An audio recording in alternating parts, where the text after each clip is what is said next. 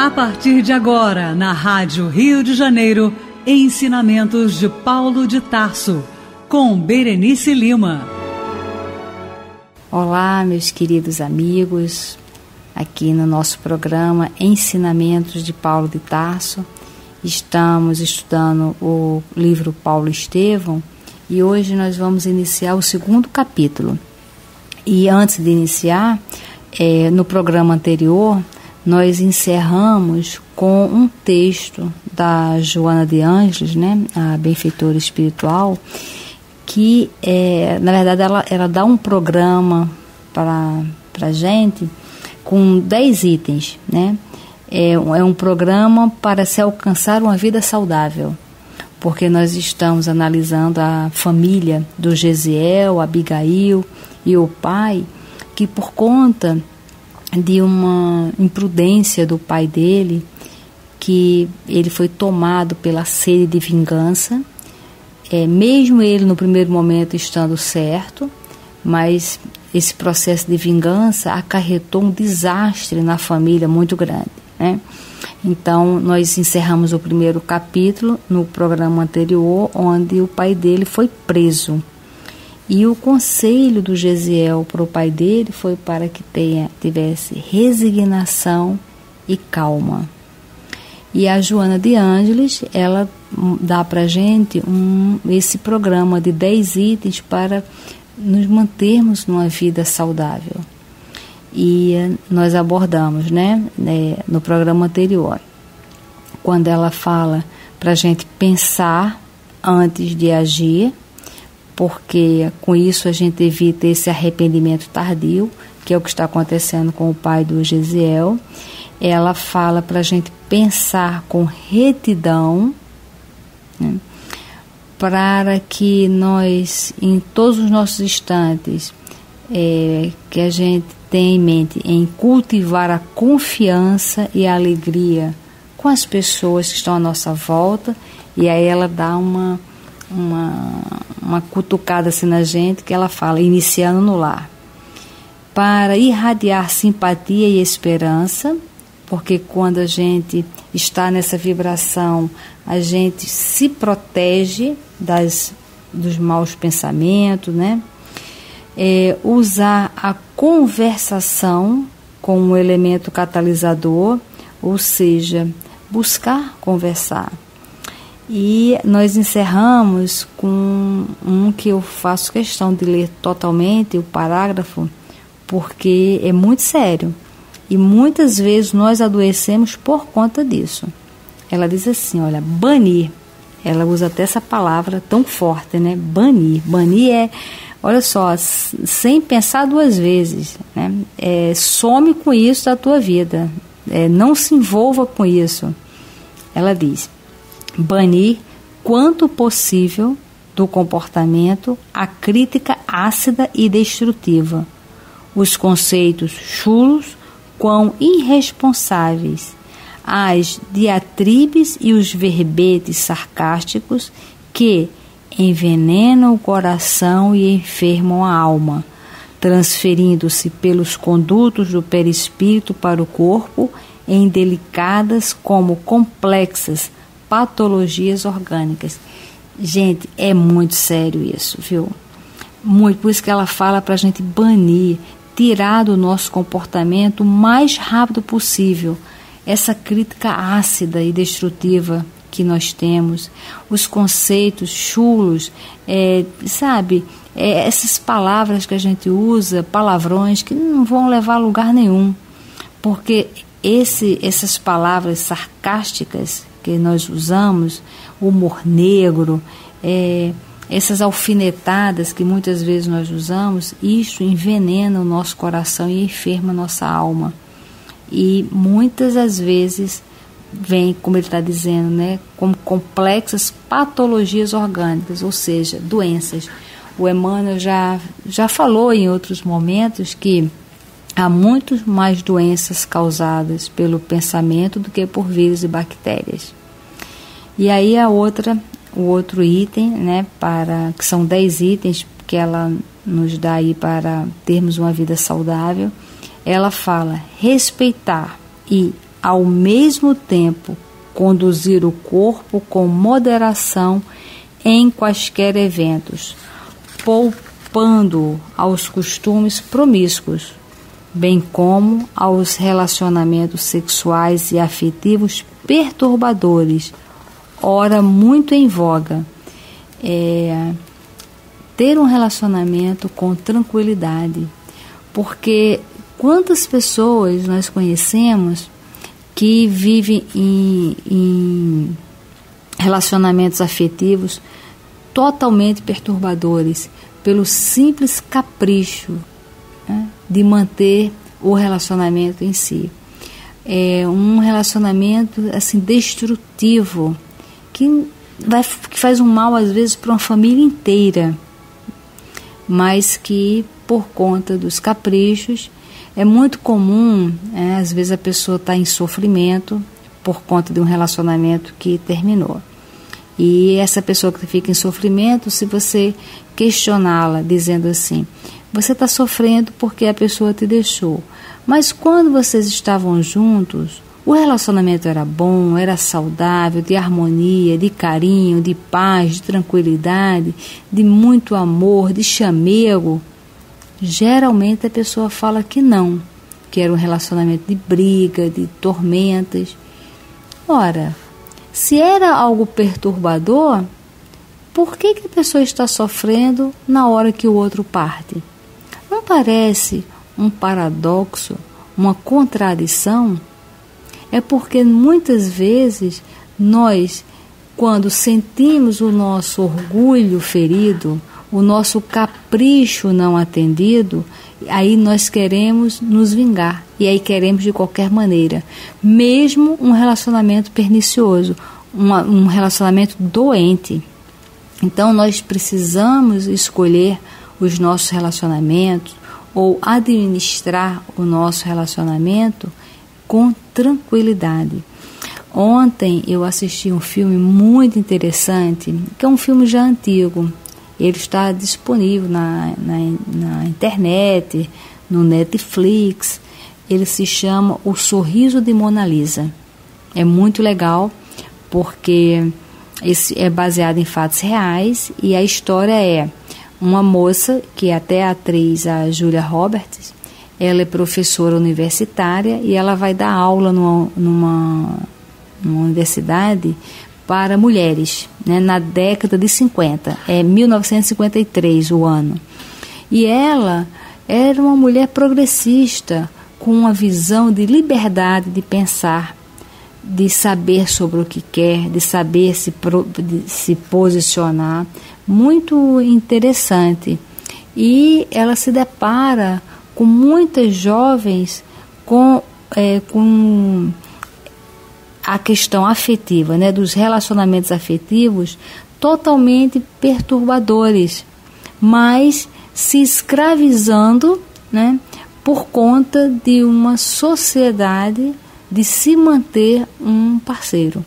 Porque nós, inclusive, aqui tem um ditado aqui no nosso, né, do Brasil, que é ruim com ele, pior sem ele, né? Ruim com ela, pior sem ela. E por conta disso vai se sujeitando a viver num processo de infelicidade.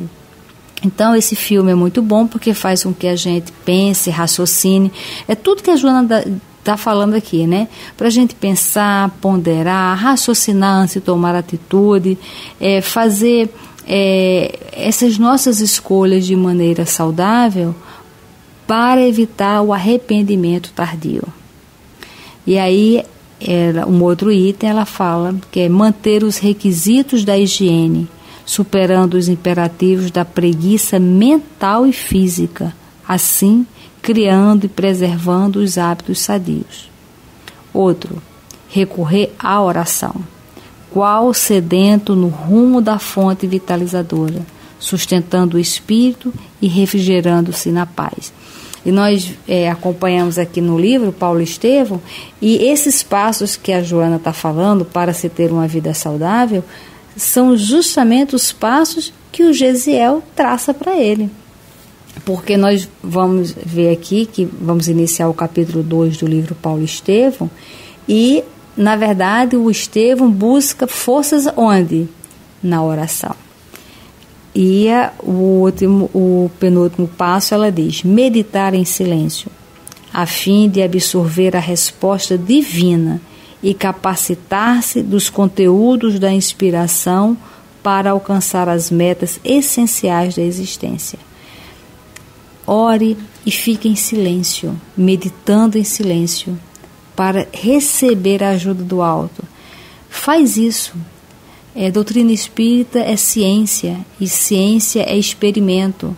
Então, experimenta fazer isso, para você ver, para você sentir os amigos espirituais te ajudando, colocando ideias novas, palavras novas, te inspirando ao bem. E a última, ela fala que é preservar a paz, mesmo que o alto preço, estimulando-a em todos quantos cerquem. Então, a paz realmente ela tem que ser constante na nossa vida. E é por falta de meditar, de ter paz, que o pai do Gesiel toma uma atitude imprudente e vai agora ocasionar o que? Essa atitude dele? Um sofrimento para a família e um arrependimento tardio para ele, que não vai adiantar de nada. Então, agora nós vamos iniciar o capítulo 2 do livro Paulo Estevão, que tem o título Lágrimas e Sacrifícios. O Emmanuel fala assim para a gente: a prisão que receberam as nossas personagens em Corinto era um velho casarão de corredores úmidos e escuros, mas a sala destinada aos 3, conquanto desprovida de qualquer conforto, apresentava a vantagem de uma janela gradeada que comunicava o ambiente desolado com a natureza exterior. Jochebed estava cansadíssimo e, servindo-se do manto que apanhara ao acaso, ao retirar-se, Gesiel improvisou-lhe um leito sobre as lajes frias. O velho, atormentado por um aluvião de pensamentos, descansava o corpo dolorido, entregue a penosas meditações sobre os problemas do destino humano, sem saber externar suas dores pungentes.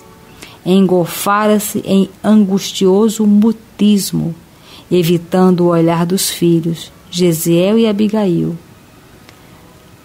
Veja como esse homem está sofrendo, né? Que tortura para ele. O que essa atitude sem pensar ocasionou. E agora ele está ali preso com a família, e ele está preso 2 vezes, e preso dentro dele mesmo, na consciência dele.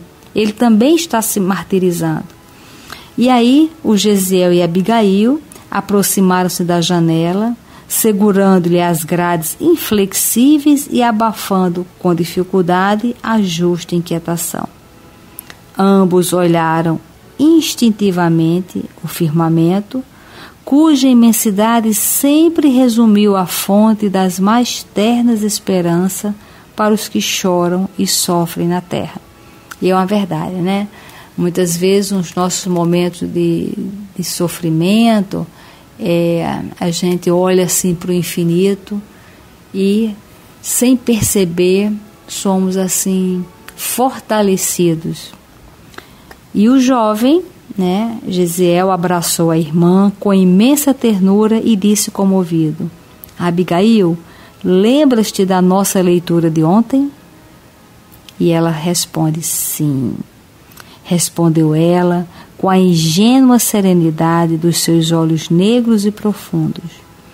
E ela diz: tenho agora a impressão de que os escritos nos davam uma grande mensagem, pois nosso ponto de estudo foi justamente aquele em que Moisés contemplava de longe a terra da promissão sem poder alcançá-la.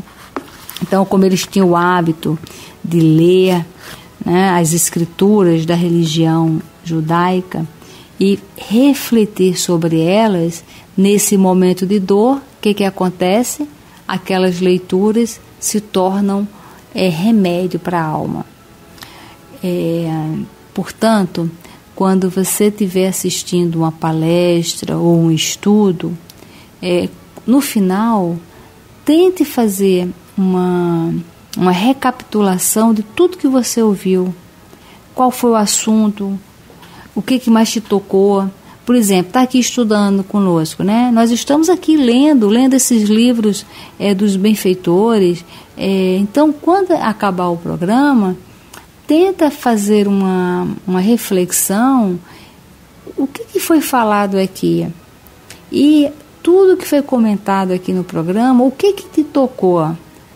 Qual atitude de algum personagem aqui do livro tocou teu coração? Nós lemos, né, sobre Joana, a frase da Joana, do Emmanuel, estamos sempre enriquecendo o programa. Então, qual mensagem realmente te ensinou alguma coisa? Porque nós precisamos fazer isso para que a nossa mente continue ativa na vibração do bem, em contato com as mentes dos amigos espirituais. Porque senão nós ficamos apenas como ouvindo. A gente apenas escuta, mas fica no nível do conhecimento, mas nós não tomamos consciência daquilo que estudamos. Então, o Emmanuel descreve a cena dizendo que o rapaz sorriu satisfeito por sentir-se identificado nos seus pensamentos e confirmou: vejo que estamos de perfeito acordo. O céu, esta noite, oferece-nos a perspectiva de uma pátria luminosa e distante. Lá, organiza Deus os triunfos da verdadeira justiça, dá paz aos tristes, conforto aos desalentados da sorte. Certamente, nossa mãe está com Deus, esperando por nós. Então, ele está o que ele sugeriu para o pai dele: resignação e calma. Olha que a coisa mais legal também, que ele e Abigail não estão massacrando o pai, não estão acusando, enxergam nele apenas a ignorância dele querer se vingar de uma pessoa que é um corrupto e que tem muito poder. Óbvio que ele ia usar da força dele, né? E aí o Emmanuel continua descrevendo que Abigail mostrou-se muito impressionada com as palavras do irmão e acrescentou: estás triste? Ficaste triste com o proceder do nosso pai? Então, ela está querendo saber o que ele acha realmente do pai, né? Da atitude que o pai tomou. E ele responde assim: olha, de modo algum. Estamos em experiências que devem ter a melhor finalidade para a nossa redenção, porque, de outro modo, Deus não nos mandaria. Então, mesmo sabendo que tudo aquilo é consequência do livre-arbítrio do pai dele, mas que, se não fosse necessário, aquilo não aconteceria.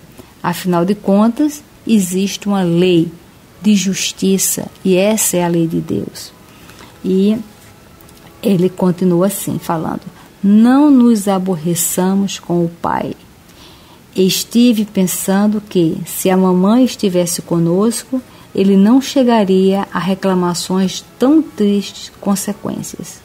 Nós não temos aquele poder de persuasão com que ela, carinhosa, sempre iluminava a nossa casa. Lembras-te? Sempre nos ensinou que os filhos de Deus devem estar prontos para a execução das divinas vontades. Que os profetas, por sua vez, nos esclarecem que os homens são varas no campo da criação. O Todo-Poderoso é o lavrador e nós devemos ser os galhos floridos ou frutíferos na sua obra. A palavra de Deus nos ensina a ser bons e amáveis. O bem deve ser a flor e o fruto que o céu nos pede. Então, o Gesiel, ele lia e interpretava o que lia e aplicava o que lia. Isso trazia para ele uma maturidade psicológica, emocional e espiritual, fazendo com que, mesmo no momento de dor, ele estivesse bem, ele estivesse tranquilo. Então, o processo de amar o inimigo, o processo de perdoar o inimigo, o processo de não querer se vingar, o processo da resignação e da aceitação, isto tudo traz uma qualidade de vida para nós. É porque nós temos a visão distorcida e achamos que seremos tolos quando somos bons. Quando, na verdade, ser bom nos dá uma qualidade de vida espetacular. Outro dia eu acompanhei um atendimento com um espírito e uma mãe com um jovenzinho. E foi muito interessante que o espírito falou que aquele jovem tinha um coração muito bondoso. Ele era do bem, mas, ao mesmo tempo, ele tinha vergonha de ser bom no meio que ele andava, porque ele tinha medo de não ser aceito no grupo e ele não estava sabendo lidar com aquilo. Então, era um jovenzinho em conflito com ele mesmo por não entender ser bom. Então, gente, nós precisamos compreender essa atitude de Gesiel. Compreender para aplicar na nossa vida. E quando nós aplicamos na nossa vida, nós automaticamente somos exemplos para tantas outras e, através desse exemplo, nós educamos, nós alavancamos as pessoas que estão à nossa volta. E o Emmanuel descreve, falando, nessa altura, a bela jovem fez uma pausa significativa. Seus grandes olhos estavam velados por um tênue véu de pranto que não chegava a cair. E aí ela continua: entretanto, sempre desejei fazer algum bem, sem jamais o conseguir. Quando nossa vizinha enviuvou, quis auxiliá-la com dinheiro, mas não o possuía. Sempre que me surge uma oportunidade de abrir as mãos, tenho-as pobres e vazias. Então agora penso que foi útil a nossa prisão. Não será uma felicidade neste mundo podermos sofrer alguma coisa por amor a Deus? Quem nada tem ainda possui o coração para dar. E estou convicta de que o céu nos abençoará pela nossa resolução em servi-lo com alegria. O rapaz, Gesiel, aconchegou ao peito e exclamou: Deus te abençoe pelo entendimento das tuas leis, irmãzinha. Então, olha que tranquilidade que eles estão passando.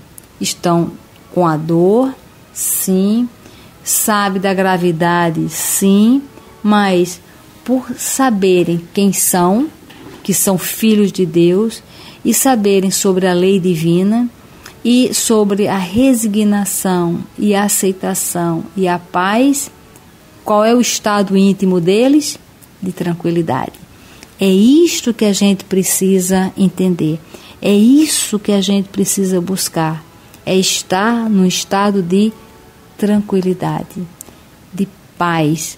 Porque aconteça o que tiver que acontecer, quando estamos na tranquilidade, tudo fica melhor. E aí o Emmanuel diz que longa pausa estabelecia-se entre os dois, enquanto mergulhavam no infinito da noite. Clara, os olhos ternos e ansiosos. Em dado instante, voltou a jovem a considerar: por que será que os filhos de nossa raça são perseguidos em toda parte, provando injustiça e sofrimentos?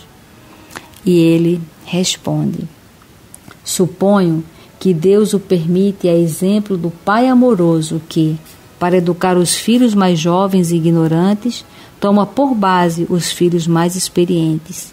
Enquanto os outros povos amortecem forças na dominação pela espada ou nos prazeres condenáveis, nosso testemunho ao Altíssimo pelas dores e amarguras, multiplique em nosso espírito a capacidade de resistência, ao mesmo tempo em que os outros homens aprendem a considerar, com o nosso esforço, as verdades religiosas.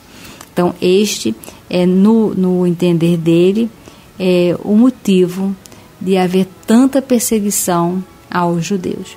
E, acompanhando o conselho do Gesiel, que tenhamos sempre resignação e tranquilidade. Muita paz a todos. Você ouviu na Rádio Rio de Janeiro Ensinamentos de Paulo de Tarso, com Berenice Lima.